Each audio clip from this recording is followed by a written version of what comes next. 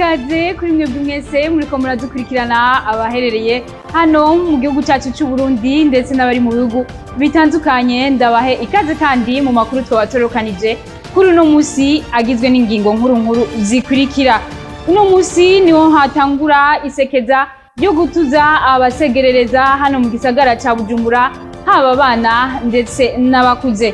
Mu gisata c'ubworozi ngo mu kwezi kwa Myandagaro niho hazoba habonetse incanco z'ingwara ibangamiye inka mu ntara zitandukanye. Reka ndabaha ikaze mu kanya n'inkuru imwe ukwayo.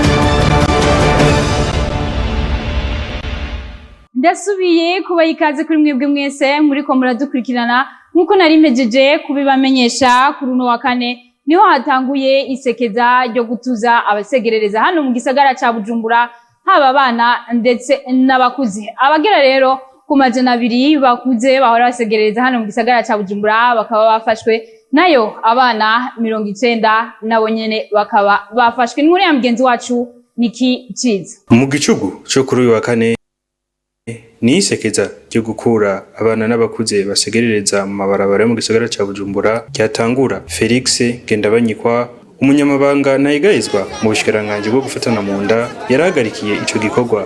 Yamenyesheje ko ico kibazo bagihagurukiye kanatsinda n'ibitigiri vyabo bafashe biravyerekana. Arabibaza ngo mwabikoze kuva kera ngo ntibizokunda ko bihera.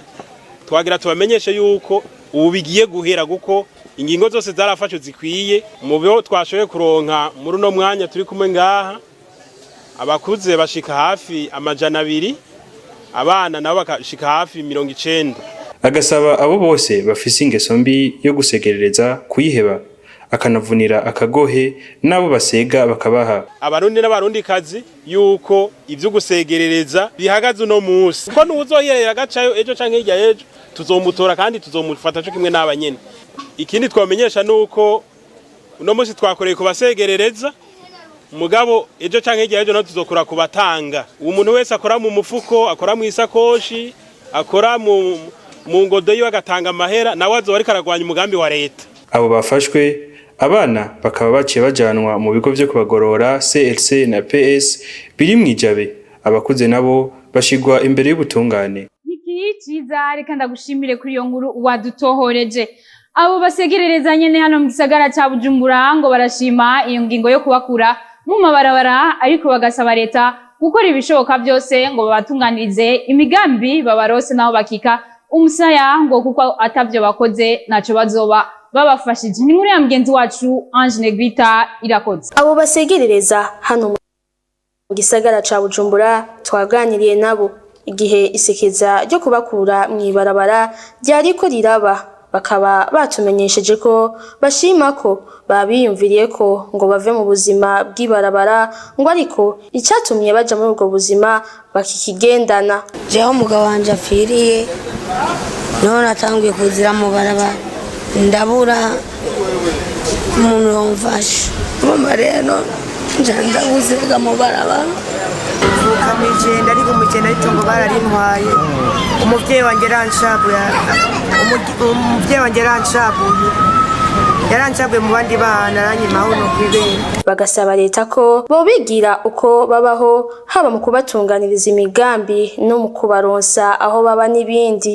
basaba ko rufasha gataye cyangwa abafise parasera nabo babubakira cyangwa abamfume basinubaka gahema mbe mu parasera iwacu.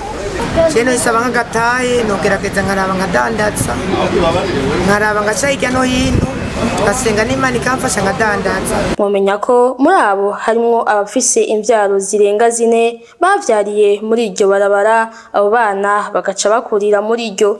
Ange Negrita, urakoze nawe kuri iyo nkuru wadutohoreje.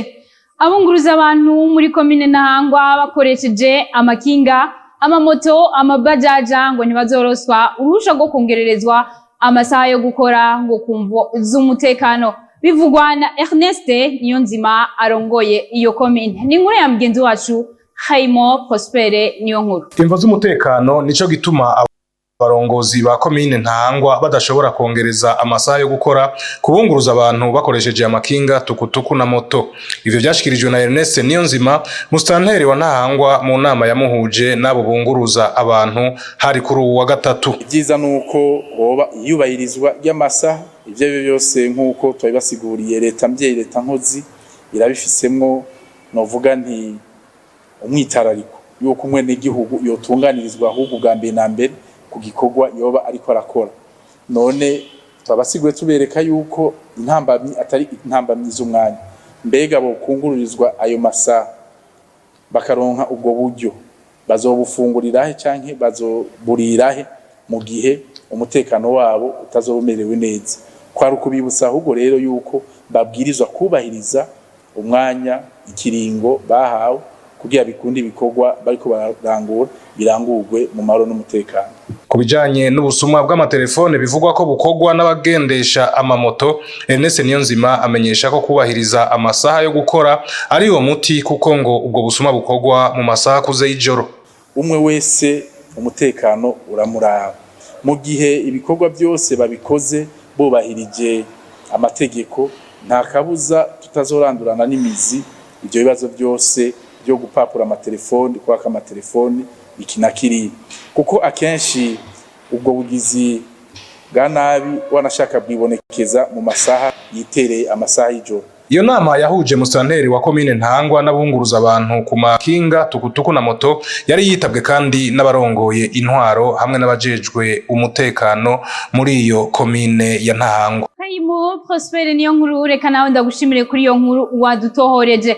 Tukiri kuri ivyo nyene vyabunguruza abantu ngo hari hakwiye gushigwaho ivyapa vyerekana ko abantu bakwiye kugenda ku muvuduko munini canke muto mu ntumbero yo gusahiriza abafise ingendeshwa zitandukanye kugira ngo bashire mu ngiro umugambi washizweho n'abajejwe umutekano uwo mwibarabara. Bivugwa na Charles Nirampeba, umunyamabanga mukuru uwo muri Atrabu. Reka tumukurikirana. Haraho usanga kumbure bikenewe ko umuntu agenda ku birometero 40 kwisa, hari naho usanga vyoja munsi canke bikaja hejuru. Ivyo rero nico gituma turiko turasaba ko abafashe ingingo kumbure mu rwego rwa leta ko hoshirwaho n'ibindi bimenyetso vyose bisanzwe bikoreshwa bisanzwe biri muri ririya tegeko rigenga ivy'uruja n'uruza mu mabarabara code de la circulation routière, bigashirwa ahantu hose kugira aho bikenewe ko umuntu agenda ku muvuduko muto agende ku muvuduko muto, aho biza gukenerwa ko agenda ku muvuduko wisununuye hejuru naho nyene bize kugenda uko.